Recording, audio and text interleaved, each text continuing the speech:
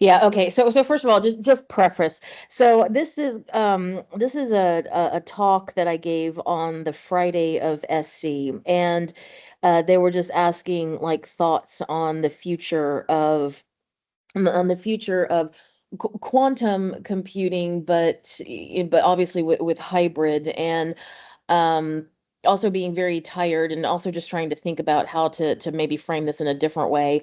I came up with an analogy. So this is very informal and loose weight. So, take that with caveat. But I in a previous academic career, I was a biologist, and I was always fascinated by octopi, because uh, they're incredibly interesting in that they do not have a centralized nervous system like we do. Okay, so hold on for a second. They do not have a brain that runs everything, a massive spinal cord network that then drives all of the different appendages and all that. In actuality, they have about nine different neural clusters. Each arm has its own neural cluster. There is a small brain. It's not centralized in the fact that the way that we have it, but there is kind of a coordination element, but it does not have nearly the power and the authority that like the mammalian brain has. And the reason that I'm saying this is because as we're thinking about quantum computing, as we're thinking about quantum HPC integration, the other things that we have going on in the ecosystem, as we all know, is that AI is gaining more and more traction. We're connecting this with modeling and simulation, understanding how AI feeds and informs and makes decisions with and for the HPC modeling and simulation. So we have an entire culture that's being built up on that side. We've got culture that we are developing in the quantum HPC environment. And so when we think about computing in the future, we're going to have obviously a lot more architectures involved.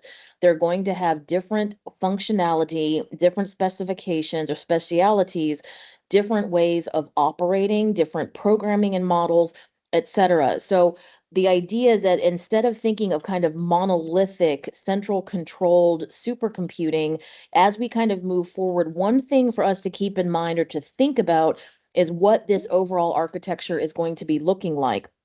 And so what this is the idea that I kind of like this octopus concept, because the arms basically are semi-autonomous.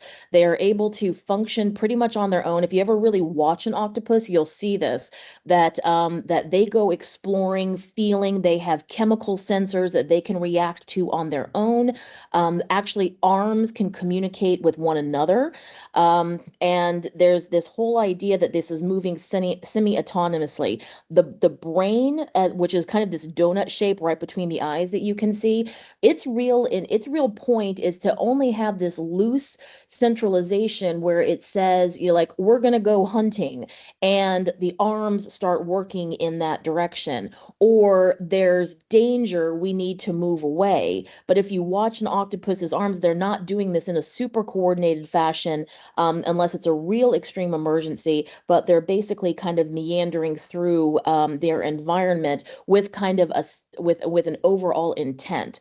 So I know this is a little bit far-fetched, but I do like to think about this model a little bit to kind of loosen up our thinking a little bit as we're thinking about heterogeneous architectures moving forward.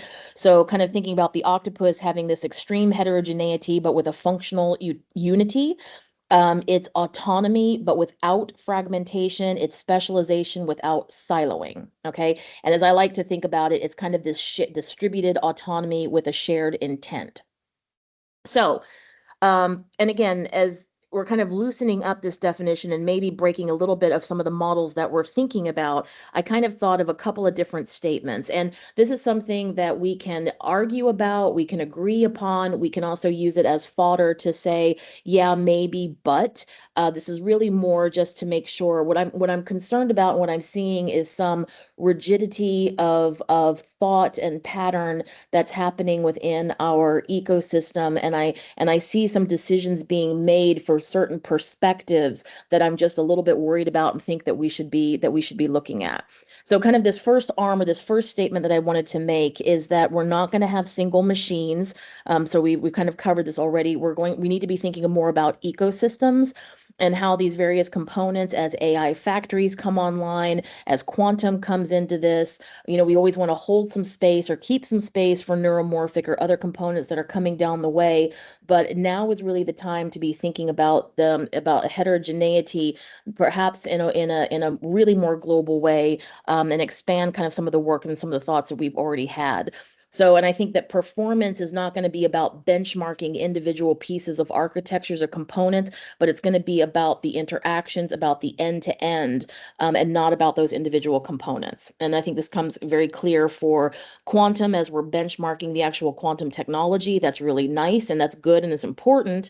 But with HPC integration, we need to think about the end-to-end benchmarking, the end-to-end workflows, where there's efficiency, where there's holdups, where there's adoption issues. It's going to be about the end-to-end. The other thought that I just have is that heterogeneity without this orchestration is just entropy, right? Kind of building on that initial part that we've got, each new accelerator, each new component that we're bringing into this is going to have its own language, its own cultures, data semantics, power profiles, telemetry. And as we've been talking about quantum and HPC, just for example, we talk about the telemetry work that we're doing and how we're connecting it to the HPC telemetry environment. But we have this component for the AI part. All of this stuff works together. And so we need to be thinking about this in terms of a common orchestration fabric and a functioning super system. The other thing I wanted to kind of say is more of a general thought. And I know these are kind of vague, but this is more kind of at this philosophical level at this point. But that, we need to configure for the best ecosystem, even if it might not be the easiest. So there are, as we're progressing along certain steps in our development, we might be making solutions that are the easiest or make the most sense for the moment. But as we see a lot of times that happens in technology, you develop a particular approach and it kind of sticks, and then you iterate from that approach versus thinking about the overall concept of what we're trying to get at. So I do think honestly that this conversation that we're having about the different levels of GPU compute, where we're having the supercomputing GPU compute, where we're having this middle stack compute, where we're having the hard real time compute with the QPU itself. We are building up a couple of different islands. We're building up different workflows. We're not really sure how much should be in the middle, that sort of thing. I think we need to make sure that we're constantly pushing ourselves and not moving down certain assumptions together, but constantly trying to break that and saying, what if we only had a supercomputer and we only had the hard real time with a quantum system? What would actually have to happen in the technology there versus the solution that we have with like GPU compute in the middle, those sort of things. So I just want to constantly challenge us to maybe not to be constantly checking for the corner cases and seeing what makes sense. The other thing I wanted to say is that, obviously this heterogeneity is exploding, and I think that there is real opportunity for us as facilities to be that integrator. I think that there are companies doing fantastic work, and some companies really are thinking about agnostic approach, which is really fantastic and admirable. But I still think that a lot of this work is going to have to fall on the facilities, on us, to be able to keep the perspective that we're going to have multiple modalities, we're going to have multiple different architectures, we have users of different classes and communities, and all of these pieces need to come together for the benefit of science. In some cases, there will be specificity out of necessity, and those may be islands off to the side. But building an archipelago of multiple islands working together is not. We'd have to argue or think about whether that is as effective as building a peninsula that has where everything's are tied more together. So this comes to everything from, as we're thinking about unified scheduling, obviously, we think about the quantum and the HPC scheduling, but what about disaggregated AI accelerators? What about the other components? We have cross-device telemetry. How does that all work together with quantum? We're feeding telemetry into the compiler feed-ins. All of those sort of points that boils everything down to the SLA, so the reproducibility. So that's more of a general statement that we have a real opportunity as the integrator for the benefit of the users to really be pushing and communicating with the various vendors to think about how that's going to move forward and what they can be doing and what we should be doing to make sure that that's a reality. The other thing is, and some of this stuff is going to be a little bit controversial, and I define it. I hope that it is because I just wanted to spark some conversation. I think that we need to redefine tight integration. Um, Admit it's become synonymous with low latency, and I was a proponent of that too very early on. But I think one of the biggest problems that we're having is that there's an argument that current quantum applications do not need tight integration. I mean, so one thing that may very well be true from the perspective of now and for the use cases by the proponents that are stating this. That's completely fine. Everybody's perspective is correct from certain angles, right? But one, we do not know that this is going to be true long term. Absence of evidence is not evidence of absence.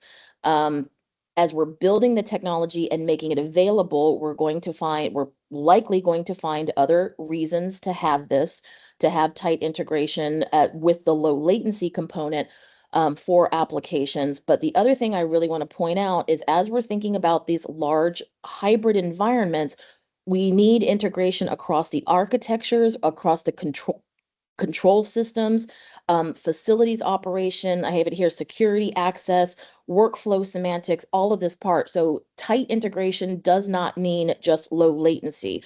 There's other arguments for this. And so when we're talking about cloud versus on-prem, um, we need to look at that whole thing. There's going to be applications that very well could have an HPC supercomputer in one location and a cloud quantum resource outside that bounces back and forth when it needs to. That's fine. But assuming that that's all that we need is real problematic. So I just want to challenge you all to think about that because I'm hearing a big argument for not needing quote tight integration. Therefore, you can put quantum systems in one place and HPC systems in another place.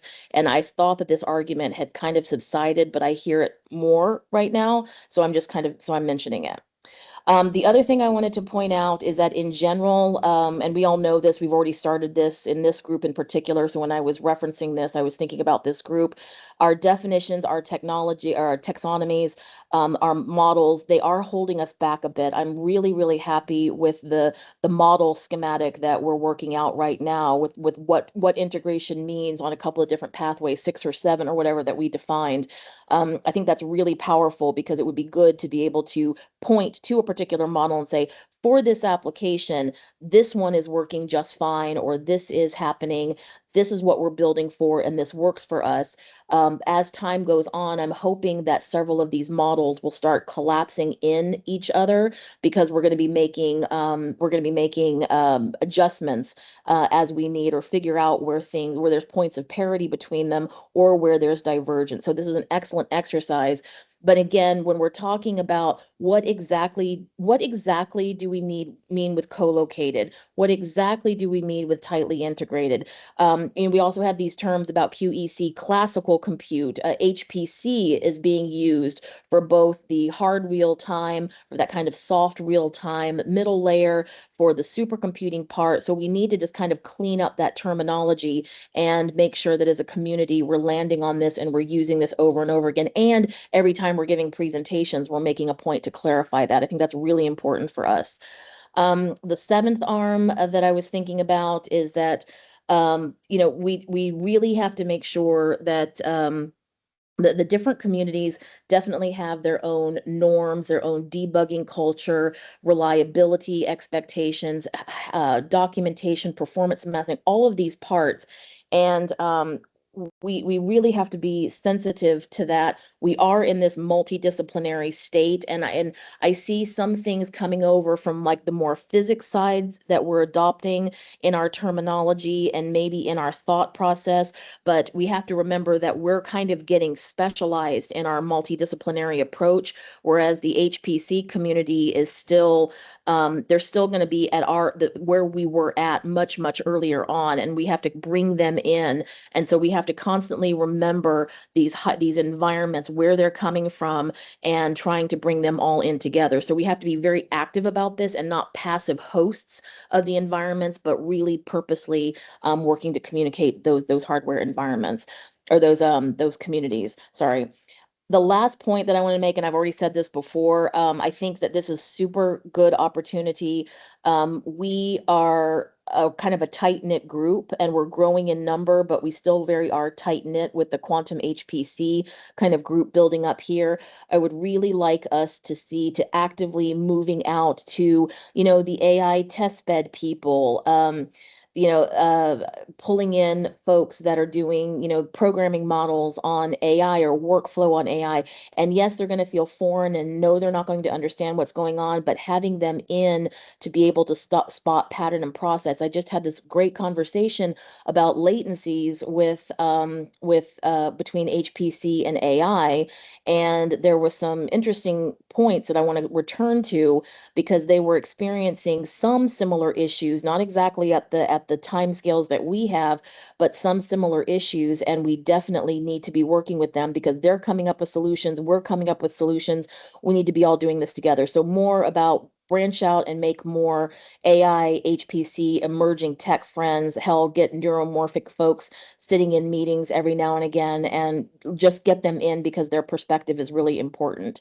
As we're doing all of this, we're at a stage right now where we are moving towards pre-fault tolerant, or NISQ with a small n, moving towards, early fault tolerant, utility scale fault tolerant. So as we move along, to all of these points, these are going to be kind of hallmark moments once we achieve certain runs and certain capability. But along the way, we have all of these different milestones that we need to accomplish and hit that mark. So one thing that we really need to be doing is kind of taking these premises, taking these thought mindsets as we're developing all of these milestones and these goals, and try to implement that. So I know this is a bit woo-woo and a bit philosophical, but just since I've come back to the DOE and been really involved in the European ecosystem and all, and just really just kind of taking a step back, since I've had a little bit of time not being super busy right now, these are just some of the things that have been bugging me in presentations and talks and whatnot. I think that we're doing a fantastic job, but I kind of feel that the pressure is now really pushing us forward to this next phase, as we move into fault tolerant. And so we have a real opportunity to make sure that we're designing this well, and that we're designing this not just for quantum HPC for that hybridization, but because this is so prolific, this work right now, I think we have a really great opportunity to kind of work on some hybridization overall, by laying down some patterns and processes of what we're doing, mapping it to the rest, to have this opportunity to really make advanced computing a new paradigm of computing with all this hybridization. So those are just kind of my thoughts. You can agree with them, disagree with them. Just some observations, so hope that helps.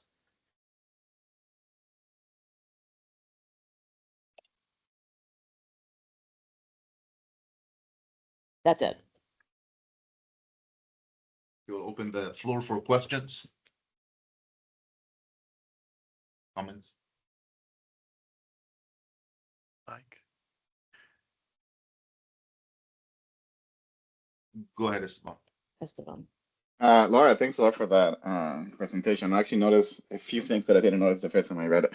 I was going to ask you, especially on the last three RMs that you are mentioning, how did you see our friends from the European centers are dealing with them, and what are the challenges that you saw when trying to create this more comprehensive culture across different activities on an HPC? Well, I mean, How did they deal with that? Yeah, so I'll be really honest, with when in the beginning, and I think is Lucas on here too? I think I saw him here. When we with Munich Quantum Valley, it really required sitting down like with the physics community who was thinking very much of, I mean, as we all know this, I know I'm preaching to the choir, but thinking about this as a physical experiment. They've done, decades of research and really trying to think about, conceptually from from theoretical, then moving to experimental, but still very much a device. They had a certain mindset. They didn't understand where the HPC would come in. And so there was a lot, it was just a brute force. It was a lot of conversations that had to happen, and that slowly moved the needle. But what I'm still seeing is that this is not over with. I was talking to somebody from Ireland who was having the exact same problem, literally like a year behind where MQV was. And then I'm engaging in some conversations, and it's like the same thing. So this is not something that we're going to have this conversation and we're all satisfied with, how we integrate, and how we approach this. It's going to be a constant conversation over and over again as time goes on. So that's one thing. In terms of like the integration and just thinking of the global with AI, I'll be honest with you, this is one of these things that, this sort of work is done by department. Right. And so you've got an AI team, you've got a quantum team, you've got an HPC team. We're trying to bring together the quantum and the HPC team. But this, at the end of the day, it's all about communications. And so I think that's one of the biggest problems that we have overall is that constantly bringing the people to the table and having the conversation, because all of these cultures are starting to get grown and solidified, and breaking them down and keeping things kind of in this fluid base in the middle. I think that it's a big problem, and it always comes down to communication, I think.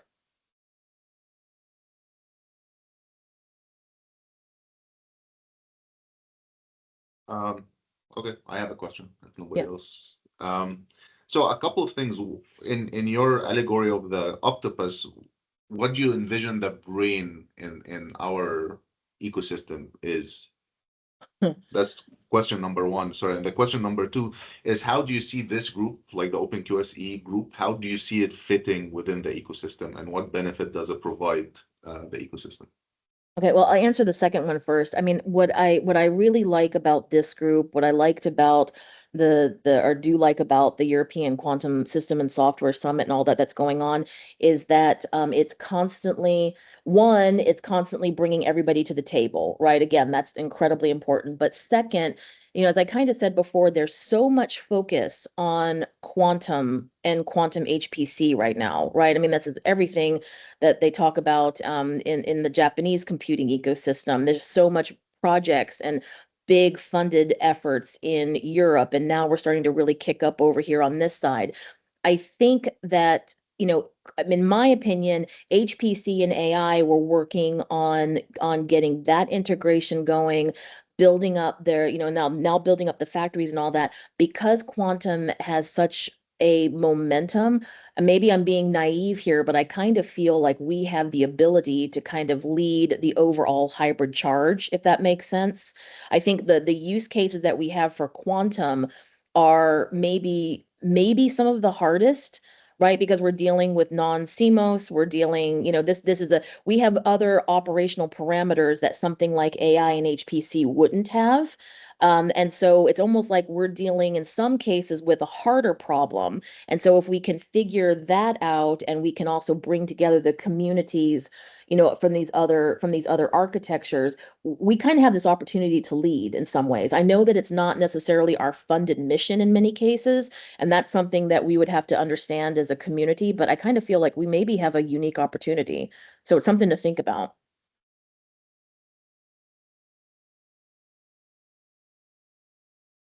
And for the first question, the brain and the octopus, what do you see that or who do Oh, you see oh. that as?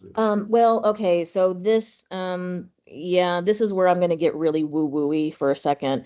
But the one thing that I'm really thinking about here, the thing is, yeah, we can have common programming languages. We can try to find uniformity across a baseline of various architectures. As new architectures come in, we have to re-scramble that common baseline. I almost hate saying this because this is woo-woo-y, so don't go at me. But in some cases, I'm really starting to wonder where like a collection of something like digital twins is going to have to come into play, where some AI is going to have to, where you can build an ecosystem or you can build up the architectural environment with quantum and HPC. But the transference of certain workloads or certain things you may only be able to do between two digital representatives basically talking to each other, or basically agentic AIs, the agents are working with each other to kind of sort it out. That may be something that we have to think about. I don't really know because we haven't really figured out the level of complexity just yet. But that might be something that basically, if we can't figure it out at some point, we're going to have to turn it over to our AI overlords. I don't know. But again, that's woo-woo-y. I put a big red flag on that, so don't quote me on that, please. I don't want to sound too out there.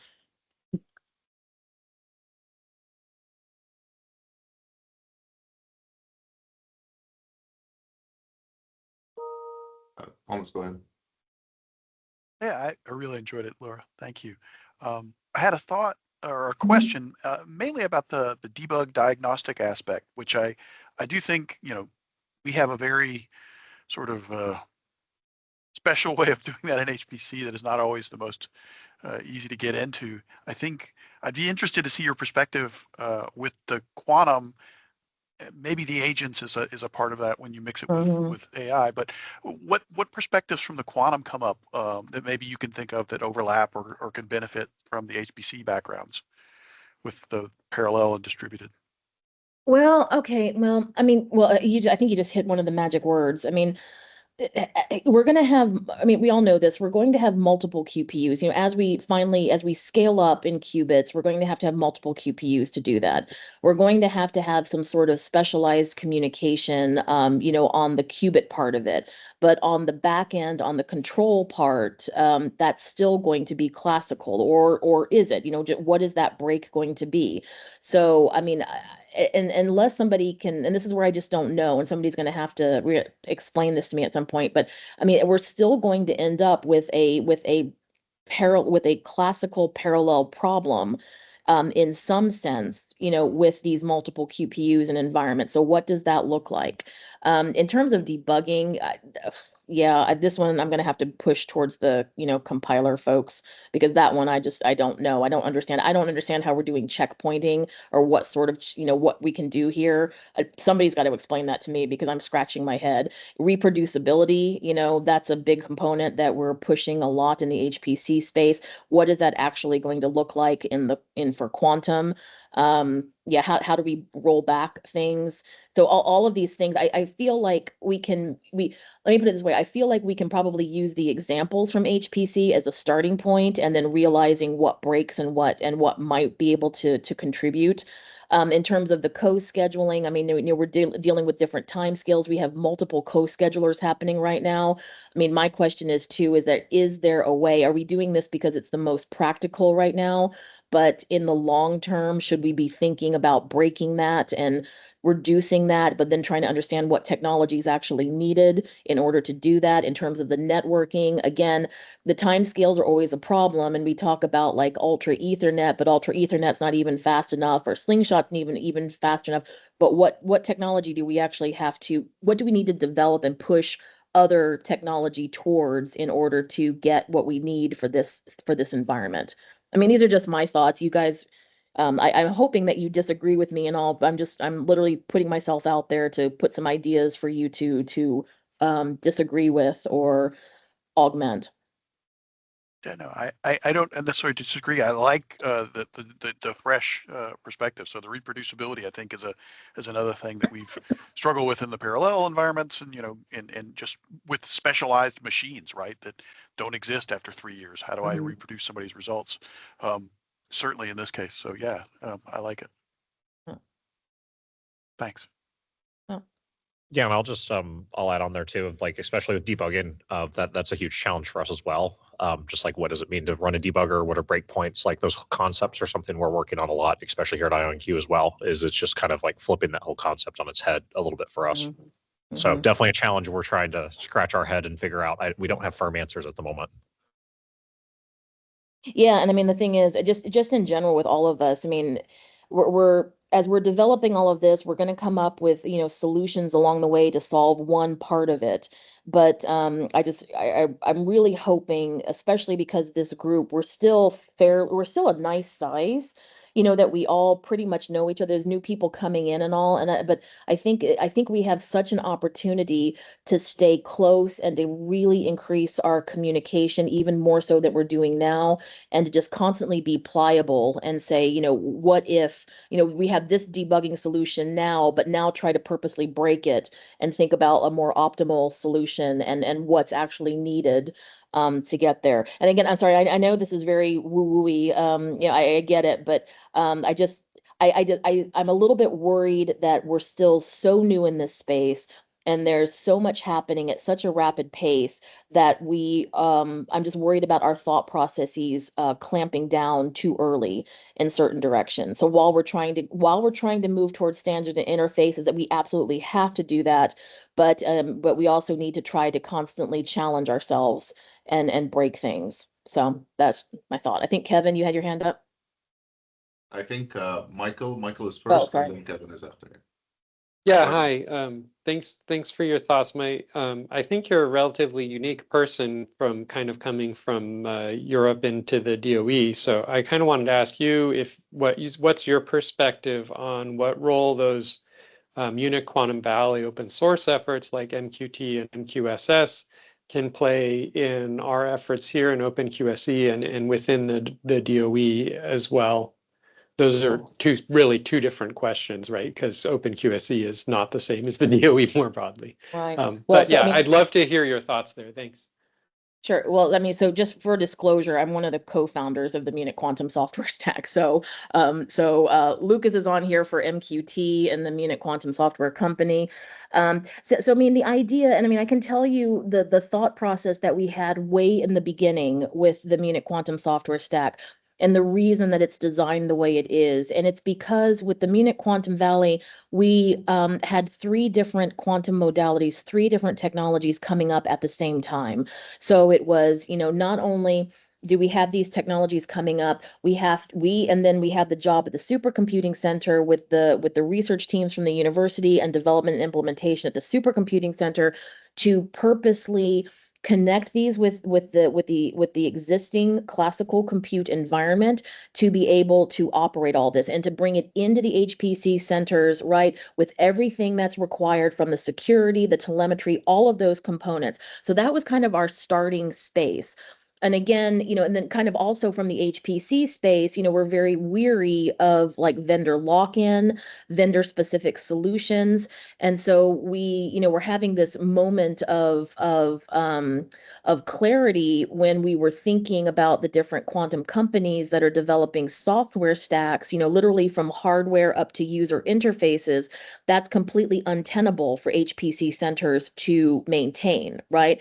And so the whole idea is that and also you have to really understand and you have to respect the quantum companies, and we do, that they're looking for solutions that gets their product functioning, right? And so that you have to be understanding of that, but at the same time you have to try to find points where as a center you're able to offer the users the biggest and best technology that's available to them, the most innovative technology available, so that they can have groundbreaking science. So kind of with that in mind, we designed it to be multiple modality, connected with HPC environment, usable by different communities like HPC community, the physics community. That's why there's the Qiskit plugins. That's why there's the C++ pathways. There's like all these components. You have to try to, you have multiple clients in all of this, right? And then also that it's shippable and usable by different HPC facilities. That's another big component of all of this. So to kind of answer your question, that was kind of the idea with the Munich Quantum Software Stack. And then as it had more leverage and more connection with the entire European ecosystem, that's kind of the philosophy that's kind of going up to that level. how it relates is with like the QSE.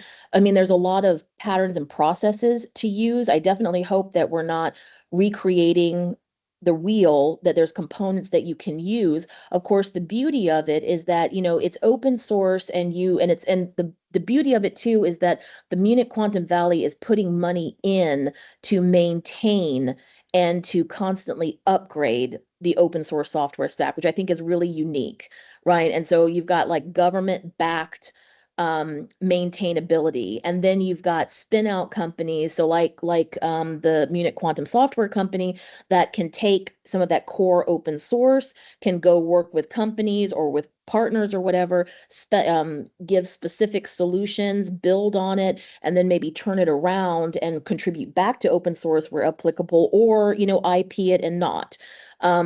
I think that kind of general model could be something that, that the openQSE environment could use as well. I think specifically for DOE, as they're developing, as the QSE here environment is developing our solution, our response, we're going to be using components of it. We want to move fast. And so when you want to move fast, partnerships are always the best, because we want to draw on the best of what's available. But there could be an Oak Ridge branch of something, or a DOE branch of components, and feeding back to the environment. Everybody's understanding that there's going to be parts that we're not going to be able to share. There's going to be parts that we will be able to share. There's going to be specific parts. I mean, all of this is normal and understandable, but there's still that baseline of being able to work together. And did I answer your question, Justin? Oh, I'm sorry, it wasn't just Michael. No, it was Michael. Yeah, mostly. I mean, I have not. I don't have your benefit of deep familiarity with MQSS, so would like to learn more about, like, specifically which parts are most likely, like what you would nominate as most likely to be directly reusable in other places. But yeah, other than that, you definitely answered my question, and you might choose to go to the next person instead of Yeah. So I mean, engaging just that one last thing. topic.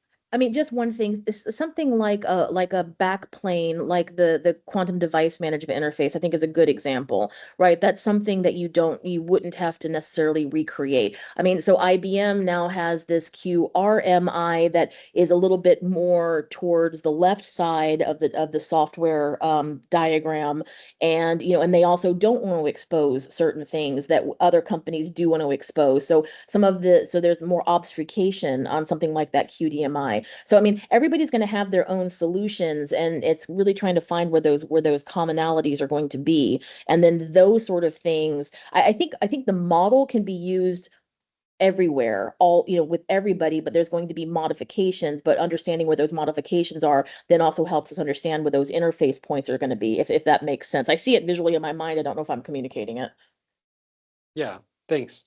And just a quick note here, we have over the next few weeks, actually, we have like people coming in and presenting their architectures, including the MQSS. So we should be able to learn more there.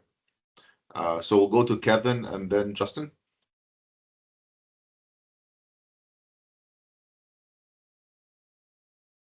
Did we lose Kevin? Are you still here, Kevin? Okay, Justin, and then if Kevin comes in, go ahead, Justin. Yeah, thanks.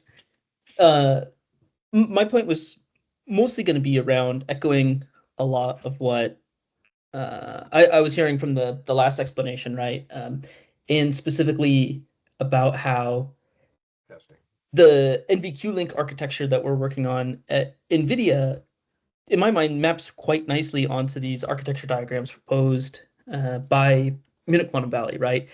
And one piece that seems like we're going to see a lot more hands-on deck needed in the next, 1, 2, 3, 5 years is at this interconnect level, right? Where can people get involved? What is tight integration? How can it be exposed to programmers? There's absolutely going to be folks who want, kind of their monolithic design stack, and to, not expose those portals to everybody. But I think we're going to see a lot of folks, especially, in the startup space, very, very excited to see some open source efforts that are trying to solve exactly these problems. Not everybody has, you know, an entire QEC research team to go figure that stuff out, right? So the more that we can figure out in the open source and allow it to, you know, couple to every QPU, the better. So Yeah. yeah, as Amir said, I'll you know, try to put together some slides and present sometime, maybe early next year on the MBQ link architecture and see how it maps onto other people's visions here. Yeah. And I think just, I mean, I definitely think so. The other kind of just the overarching thought is that, you know, I would ask the vendors as you're developing, you know, your software solutions, you know, taking into account as much interoperability as, you know, as you reasonably can, but really to also make sure that you really are talking to the HPC centers and really understanding like what it means to operate this and how is the operation of your solution going to be special or require more effort than the other ones. I mean, that is something really to think about because if I'm going to be kind of bold here, we have to deal with the reality where where like one vendor solution is not going to rule them all, right? So, Yeah. yeah, so just, I mean, that's just a general comment. And so that I think that also helps the competitiveness of the vendors too, you know, to kind of think with that mindset, to have your thing and to do your thing, and you absolutely should do that, but to at least allow, or at least be cognizant of the understanding of the HPC centers and the different modalities and all the just different components that we have to operate, you know, in one space. Yeah, and so, you know, I'm just one voice at NVIDIA, but you know, prior to NVIDIA, I was at Oak Ridge. So what I'm trying to push for is to build tools that I would have wanted to use as somebody working at a leadership class facility, right? And so the first thing that frustrated me upon getting into the quantum space was, wow, I don't want everything to be a cloud API. This sucks, right? Like I want to install something on my computer and use it and run it. And so this is the direction things more or less have to move now, right? As research is getting lower in the stack and not purely at, you know, algorithm along gates. So yeah, if anything I say seems to be kind of in horrible tension with what the DOE labs are envisioning, let me know, keep me in the loop here. But that in some sense is like one of what I view as my you know, one viewpoint I bring to NVIDIA is trying to advocate for these types of stacks, advocate for modularity, advocate for what can integrate into general HPC workflows and such. Right. Yeah. So to be cognizant of time, we have 15 minutes and we have 5 people who want to speak. Let's and I just want to switch the order a little bit because Kevin had his hand up and then Ryan came in. I think Kevin, I don't know what happened to his connection, but let's try to keep our comments short so that we can fit in the 15 minutes. Please, Kevin, go ahead. Sure. Can you hear me now? My mic Yes. was misconfigured. Okay, You're good. Hi, Laura. Thanks a lot. You know, sorry about the delay. And anyway, you made a comment, and it was a good one, but again, Amir alluded to this.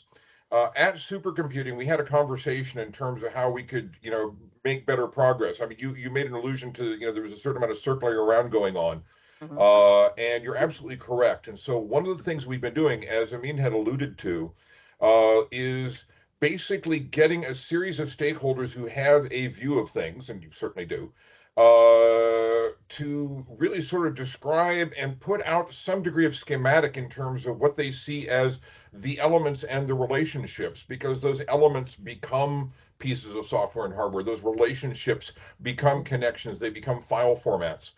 They become things like this. And so, again, I've had conflicts too. So you couldn't make last week's, for example, but we had an excellent talk from NERSC that was really breaking down how they see things. And it was really quite different from anything that we'd heard before.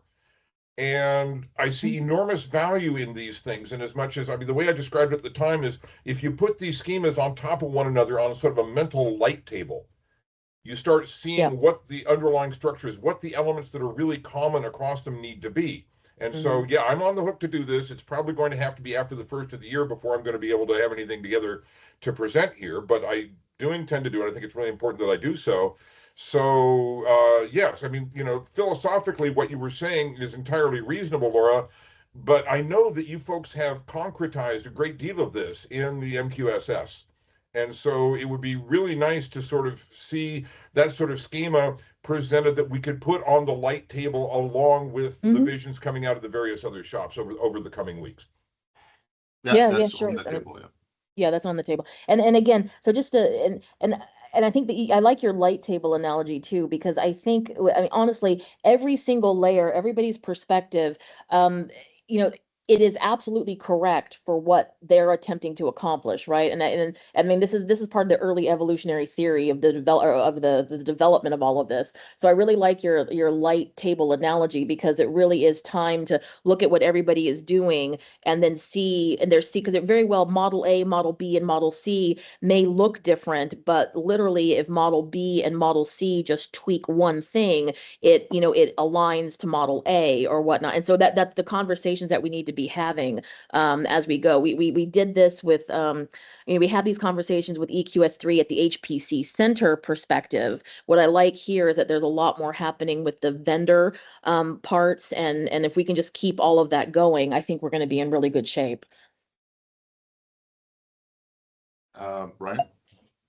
Hey, Laura, I just want to say great talk. I also want to say I really like this octopus model in that, kind of these groups that you're discussing are decentralized in capability, but centralized in purpose and intention.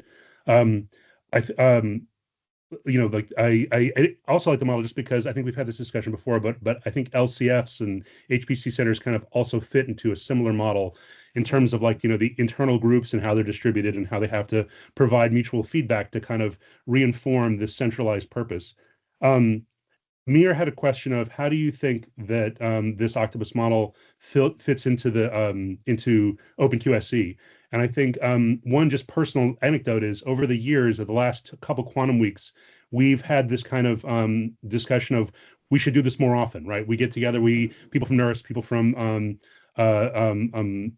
Munich, people from Oak Ridge, and we kind of say it's really great to have these common HPC OpenQ kind of QC discussions, but we don't meet enough. And so when Amir first put this together, I thought that kind of was a natural fit in terms of this kind of serving as that. And so to answer kind of Amir's question and extend your analogy, you have the 9 or the 8 arm brains and then the 1 central brain.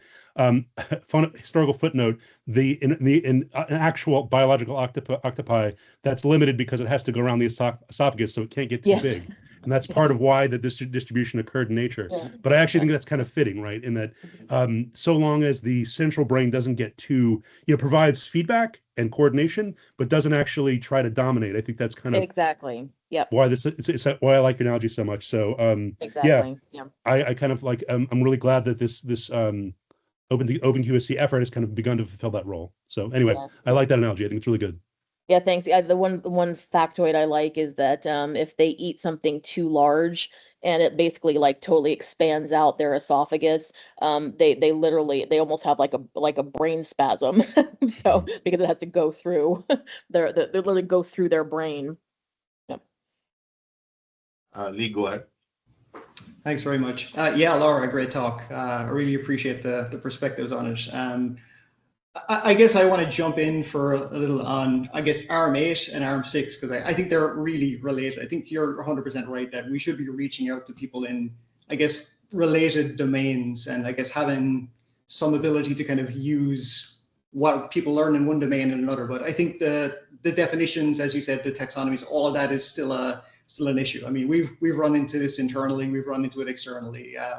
How do you think is the best way to kind of get started on this? I mean, I guess I'd like your perspectives. Do we need a unified glossary of terms for people that we all agree on the same wording? Is there some better way that involves getting everybody to the table where, we know we're using the same words but have the same intended meaning behind them? I'm just looking for your perspective on that. Yeah. So, I mean, the thing is, we're already moving towards that, right? I mean, we've had this conversation within our own group here. When I gave this, these thoughts at SC, someone came up to me and said, well, there's an IEEE standard working group that's working on this as well. I'm like, we should interact with them.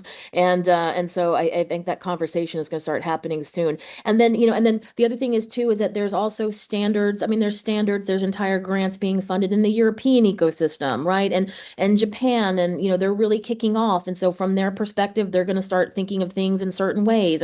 And papers, the one thing I keep reading, like I keep reading this definition of tight integration, and I realize it's going to one paper in that definition. And so I think one of the things is we need to, obviously we have the groundwork of just aligning and coordinating. I mean, that's always the big sin, right? That's what we have to do. But I think the other thing that we should be doing is when we're giving talks and we say, and we're using the term HPC, I know that we have a limited time in our talks, but I think if there's a way that we can say, oh, and by that, I mean this, or by that, I mean this, and take the time to define it for the, actively in your presentations and in your publications and all of that, because I think that reiteration, I mean, they say like if you watch a commercial in 30 seconds, the product name is going to be repeated 7 times. You have to constantly do it over and over again. So I hate to, having a communications background, at the end of the day, so much of this is solved by, proactive and purposeful communication. But I mean, there's definitely could be other ways to do this, but I think the standard committees or the standard bodies aligning with themselves, and then also us working, and then maybe that's something that we can do for QSE, that we can have kind of a master glossary and a master model set, definitions, everything there, and still constantly invite the other groups to participate in this too, and try to get unity. But you guys may have better ideas too as we go forward. Alexander, please go ahead. I think you're the last one on the table. Okay, yeah, I just put it in the chat because I wasn't sure we were gonna have time, but it was just a call on the importance of the modularity of the stack, especially in the core components. And I'm saying that, I work with Pascal, so we're a vendor, and we like to use also part of our software stack, but also in the sense of HPC versus non-HPC, like, so that we try to keep the we just try to not develop too many of these things to be HPC specific if they don't have to be.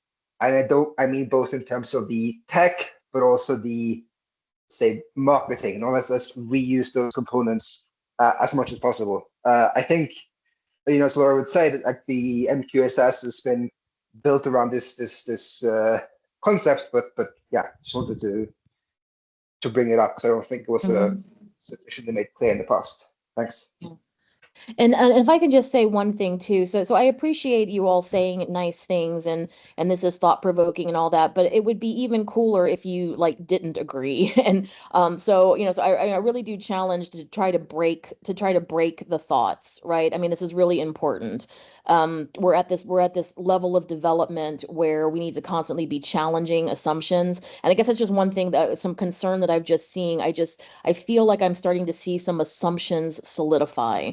And I think that it's too early in this ecosystem for that to happen. And that's really what I want to challenge you. So whatever I said, try to argue against it or try to break it. I think it would be wonderful, if we as a community are actively red teaming ourselves.